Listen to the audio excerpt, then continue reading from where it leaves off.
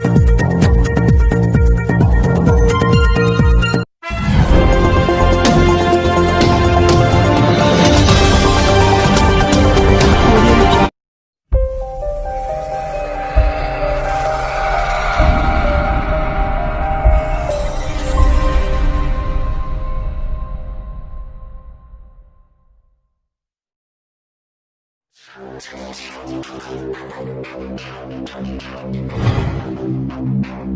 किस विषय में प्रेस कॉन्फ्रेंस?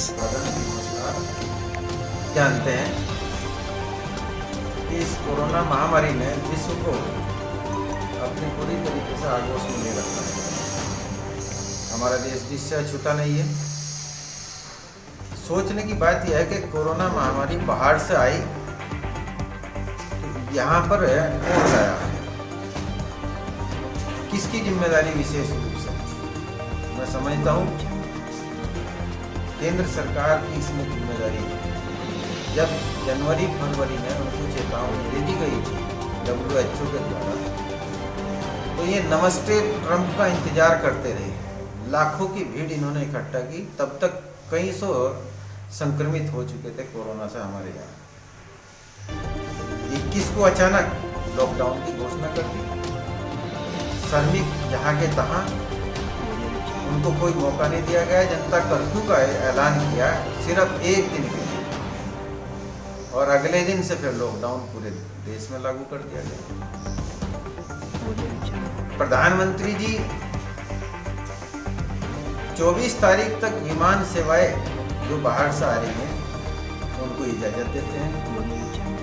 उनके लिए कोई दिक्कत की बात नहीं। बाहर वालों के लिए जिन लोगों ने इनको वोट देकर गर्मी सर्दी में लाइन में लगकर वोट दिया और प्रधानमंत्री बने, और जिन लोगों ने वोट डालने भी नहीं आए, उनके बारे में चिंता है, इनको मरने के लिए छोड़ दिया गया। प्रधानमंत्री जी से और भाजपा सरकार से पूछना चाहता हूँ कि ये जो 20 लाख करोड़ का इन्होंने राहत करने की कोशिश किया केंद्र सरकार ने, क्या ये फरवरी के बजट की वो घोषणा दोहराना ही मात्र तो नहीं है? आप देख लीजिए, सिर्फ वही है। 40 दिन में ही इनकी अर्थव्यवस्था डगमगा गई, और हम ढोल पीटते रहे कि 5वीं अर्थव्यवस्था हमारा देश विश्व की बन गया है। क्या हमारी अर्थव्यवस्था मधुशालाओं से ही सुधरेगी? जो शराब के दुकानें हैं, अगर खोली गई तो सबसे पहले शराब की दुकानें बंदी। भारतीय जनता पार्टी ने राम राज्य की कल्पना इस देश को दी। क्या यही राम राज्य है? आज कई करोड़ जो श्रमिक है, ये प्रवासी बोलते हैं। प्रवासी का मतलब तो बाहर के हैं, ये तो हमारे देश के हैं। प्रधानमंत्री जी कहते थे जब प्रधानमंत्री बनने से पहले कि हवाई चप्पलों में देखकर मुझे दुख होता है कि अमीर विमानों में घूम रहे हैं और गरीब के पैरों में हवाई चप्पल है। मेरा सपना है कि ये भी विमानों में घूमें। इसके लिए तो पैसा है नहीं गाँव गरीब के लिए। इस लॉकडाउन में 69,000 करोड़ चंद उद्योगपतियों को माफ कर दिया। कोरोना काल में अर्थव्यवस्था नीचे जा रही, और आप देख लीजिए मुकेश अंबानी एशिया का सबसे बड़ा अमीर बना इसी कोरोना काल में। किसानों को कर्ज के लिए बात करते हैं, उद्योग और गारंटी के तौर पर उनकी जमीन भी रखी जाती है, और उद्योगपतियों को बिना किसी गारंटी के लोन देने की बात करते हैं। तो जो उनका मूल्य है, उनका हक पैसा है, गन्ना मूल्य भुगतान वो उनका सारा करा दीजिए, गेहूं मूल्य भुगतान वो करा दीजिए, किस मजदूरों का जितना भी है वो करा दीजिए। सत्ता में न रहते हुए भी अक्षय त्रिपाठी को उसमें माननीय अखिलेश यादव की समाजवादी पार्टी कर रही है। उन्होंने घोषणा ही नहीं की, 1-1 लाख रुपए उनके घर तक पहुंचा दिए। जो पीड़ित श्रमिक थे, जिनकी मृत्यु भी हुई और जो गंभीर रूप से पीड़ित भी हुए, और हर एक के यहाँ से राशन का उसका सब व्यवस्था कराई। और शुरू में ही कह दिया कोई समाजवादी कार्यकर्ता फोटो मत खिंचवाए। इनके लोग भाजपा सांसद महाराष्ट्र में किसानों को गालियां दे रहा है। चोट बता रहा है। भाजपा किसान मोर्चे के महामंत्री मध्य प्रदेश में, वो किसानों को बेईमान, चोर और इनके जूते मारो, कोई कार्रवाई नहीं है। भाजपा और कांग्रेस सिवाय राजनीति करने के कुछ नहीं कर रही है। उत्तर प्रदेश में 300 करोड़ की बात करते हैं हमारे मुख्यमंत्री जी के, 300 करोड़ को रोजगार दे दिया। खुद सब ये हो रहा है कि बेरोजगारी 27% से भी ऊपर इस कोरोना काल में चली गई। आज 27% से ज़्यादा है। श्रमिकों के नियम कानून खत्म कर दिए गए, 8 घंटे से 12 घंटे कर दिए गए, कोई सुनवाई नहीं होगी। कोई उद्योगपति या कोई फैक्ट्री मालिक किसी भी प्रकार से उनको कितनी तनख्वाह दे, कितनी वो दे, वेतन दे, कितने आदमी रखे, जब चाहे निकाल दे, कोई सुनवाई नहीं होगी। 3 साल के लिए किसानों के लिए एक सबसे बड़ा कानून था आत्मरक्षा का, कि मिल प्रबंधन यदि किसानों के अहित की बात करता है तो उस कानून के तहत उस प्रबंधन को अधिग्रहण कर दिया जाएगा, वो भी खत्म कर दिया जाएगा। खुद प्रधानमंत्री ने कहा था 2017 में कि 500 रुपये क्विंटल गन्ने का मूल्य दिया जाएगा, 14 दिन में भुगतान किया जाएगा। 1 दिन का भी भुगतान शेष रहा मैं ब्याज पे होगा। क्या ऐसा चाहिए ऐसी सरकार?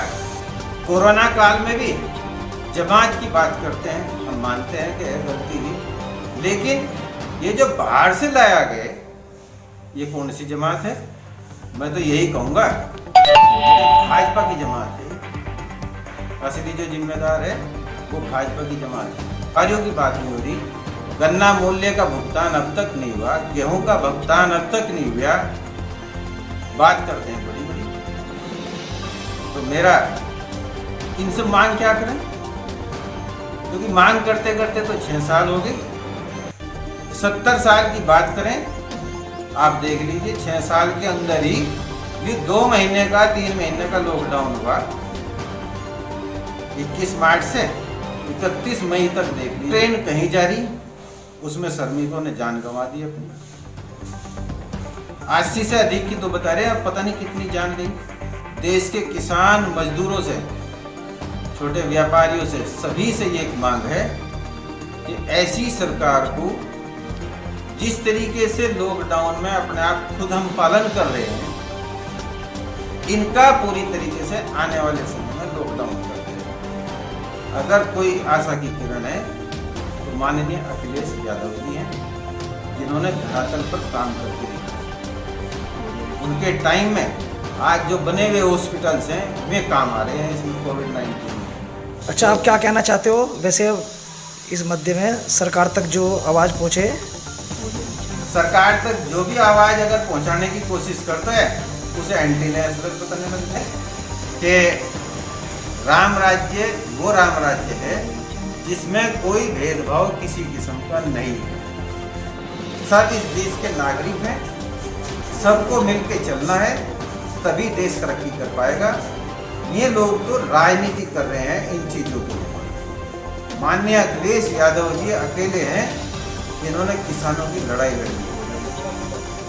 किसानों को जेल में डाला जा रहा है। उनके समय में आदेश था कोई भी गरीब उपभोक्ता बिजली का जो इस पर बकाया हो बैंक का या कोई भी, उसको तहसील की जेल में नहीं डाला जाएगा, उसका कनेक्शन नहीं काटा जाएगा। उस ऊपर वाले से ही उम्मीद है।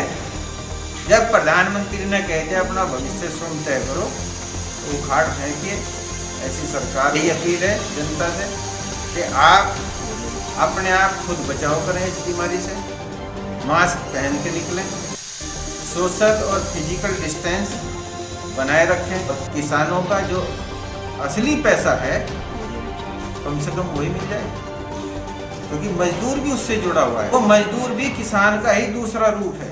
मेरी यही मांग है कि उनका जो पैसा है वो उनको मिले।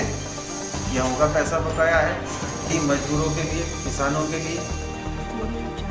मैं मीडिया वालों से भी अपील करना चाहूँगा कि वो प्रजातंत्र का चौथा स्तंभ है और आज ऐसा महत्वपूर्ण दौर है कि उनकी लड़ाई लड़ने में हमारा electronic media, social media, print media, वो ही इनको जगाएगा और इनको जो है उन किसान मजदूरों, गांव गरीब देहात की रक्षा करने में अपनी अहम भूमिका निभाएगा। बहुत बहुत धन्यवाद।